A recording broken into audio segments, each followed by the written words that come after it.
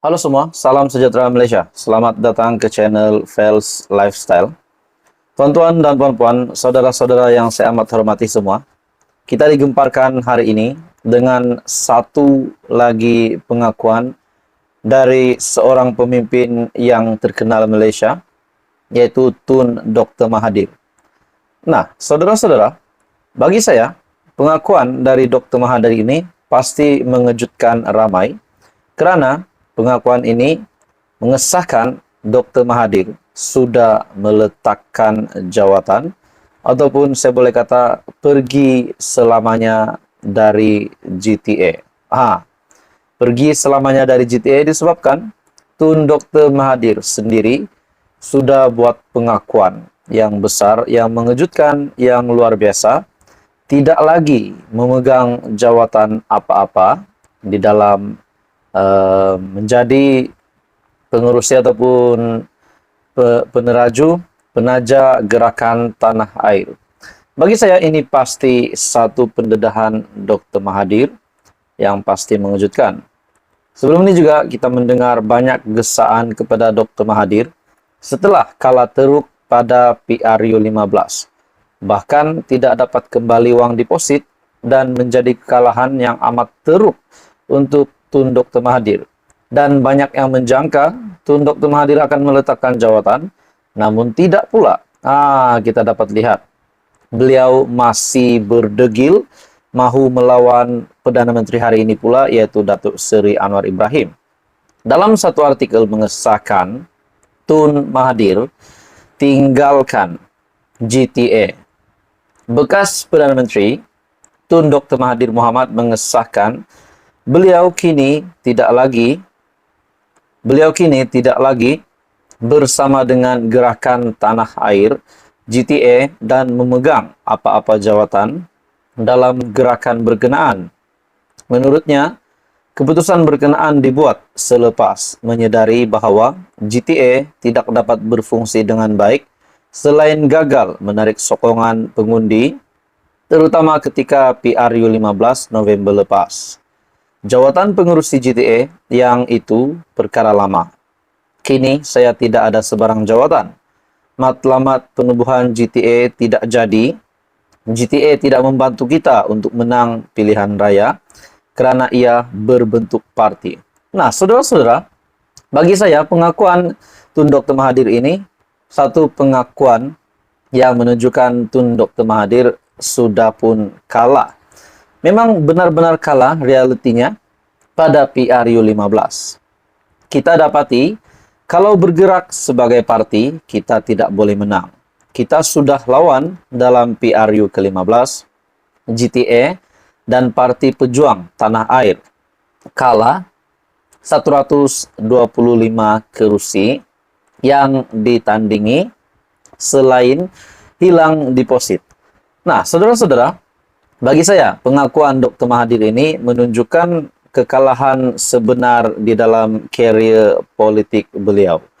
Nah, saudara-saudara, dalam pada itu, sebelum ini juga di dalam media sosial, di dalam YouTube account, di dalam channel ini, terdapat beberapa komen yang saya lihat. Kalaulah Mahathir menjadi pengerusi Perikatan Nasional. Nah, disebabkan sebelum ini ada pemimpin dari kerajaan membuat kenyataan. Hari ini PAS dan Bersatu dilihat bergantung dengan Dr. Mahathir, menggunakan pengaruhnya yang kuat dan akhirnya mereka bergantung dengan Dr. Mahathir. Dan dilihat PAS dan Bersatu ingin bergabung ataupun mempunyai satu jalinan untuk membuat satu impak besar untuk menggulingkan ataupun untuk menjatuhkan kerajaan. Bahkan, kalau saya tak silap dari MP PKR membuat kenyataan, Dr. Mahathir hari ini menjadi Ketua Umum Perikatan Nasional. Nah, setelah saya membuat video tersebut, ada komen dari netizen yang mengatakan, kalau Mahathir menjadi pengerusi Perikatan Nasional, Mukris menjadi Perdana Menteri kalau ada kerajaan baru, kononnya di dalam komen tersebut. Nah, saudara-saudara, kalau benar itu terjadi, adakah Muhyiddin Yassin pula akan meletakkan jawatan? Disebabkan hari ini pengerusi Perikatan Nasional adalah Muhyiddin Yassin. Dan adakah relevan juga kalau tiba-tiba Tun Dr. Mahathir menjadi pengerusi Perikatan Nasional?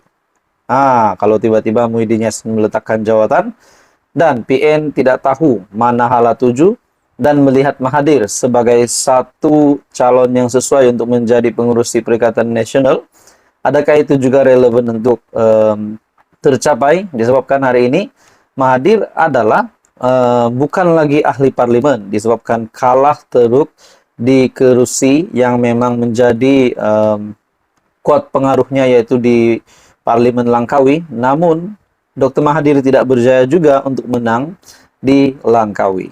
Nah, pada akhirnya saudara-saudara mengesahkan di dalam satu artikel, Tun Mahathir tinggalkan GTA. Jadi di dalam artikel ini, GTA sebelum ini tidak dapat register, kita belum register sebagai sebuah parti yang sah. Oleh kerana GTA not functioning dan tidak bergerak, saya kini tidak bersama mereka, kata Dr. Mahathir.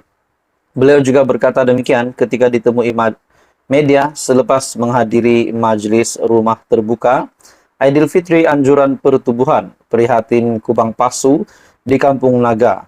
Nah, saudara-saudara, dalam perkembangan yang sama, Dr. Mahathir memaklumkan beliau kini bergerak melalui medium proklamasi orang Melayu, selain tidak terlibat dengan mana-mana parti politik.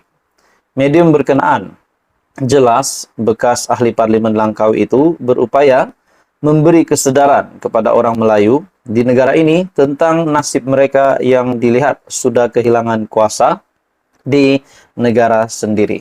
Nah, untuk ini pula, Tun Mahathir juga ada membuat kenyataan bahwa proklamasi orang Melayu adalah untuk mengelak daripada orang Melayu ditindas oleh kerajaan hari ini. Namun kita dapat lihat kerajaan hari ini seperti apa yang dinyatakan oleh Datuk Seri Anwar Ibrahim sebagai Perdana Menteri ke-10, jelas-jelas memang tidak menindas hak-hak orang Melayu dan tidak menindas orang Melayu. Namun, adakah proklamasi Melayu itu yang ditaja oleh Dr. Mahathir bersama juga dengan sokongan dari Presiden PAS, Tan Sri Abdul Hadi Awang, hanyalah untuk kepentingan semata-mata, bukan untuk hak orang Melayu. Nah, itu menjadi persoalan. Jadi pendapat saya, saudara-saudara, akhirnya Tun Dr. Mahathir sah telah meninggalkan GTA, dan melalui artikel ini juga beliau fokus hari ini adalah melalui medium proklamasi orang Melayu. Nah, tuan-tuan dan bapak semua, akhirnya pengakuan ini dari Dr. Mahathir sendiri telah meninggalkan GTA. Bagi saya, ini satu kejutan besar kepada seluruh peminat-peminat Tun Mahathir dan juga seluruh kepimpinan kerajaan maupun pembangkang. Jadi tuan-tuan dan bapak semua, apa komen Anda? Teruskan bersama di dalam channel ini untuk info-info yang lanjut. Jangan lupa tekan butang like, share, dan subscribe. Info padu, info hangat disediakan di dalam channel ini.